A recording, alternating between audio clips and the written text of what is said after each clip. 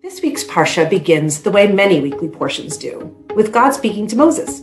The Torah tells us, "And God called to Moses and spoke to him out of the tent of meeting." It all seems like a pretty ordinary beginning until you take a closer look at the very first word, Vayikra, and God called.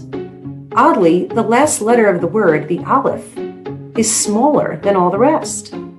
The Baal HaTurim, a 14th century Bible commentator, explains that the Aleph is smaller than the other letters due to Moses' humility. As Moses was writing down God's words in that first Torah scroll, he was uncomfortable with writing that God called out specifically to him. By shrinking the Aleph, Moses hinted at a different meaning for the word. Without the Aleph, the word reads Vayikar, which means, and God happened upon. The Baal HaTurim's interpretation teaches us something about leadership. Moses, who was chosen by God to lead the children of Israel, was a reluctant leader from the beginning.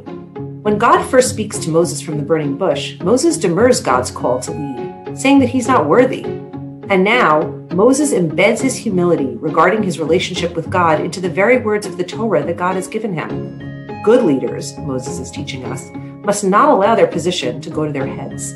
They must always remember their frailties and their humanity so that they may lead with compassion and integrity. This message about leadership is particularly potent, coming at the beginning of the book of Leviticus.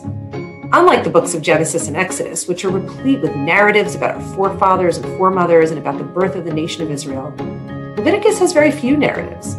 Instead, it is filled with laws upon laws, which are meant to govern the ritual and interpersonal lives of the Jewish people.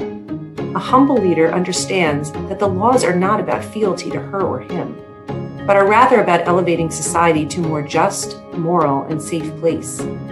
Such a leader is able to transmit laws in a way that people can understand their importance and therefore follow them. Each of us takes leadership roles at times in our lives.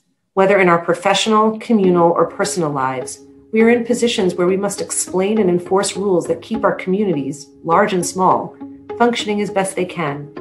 Let us internalize the message conveyed by Moses and make sure that we wear the mantle of authority with compassion and enormous humility, and in so doing, keep our communities knitted together with a sense of common purpose and shared values.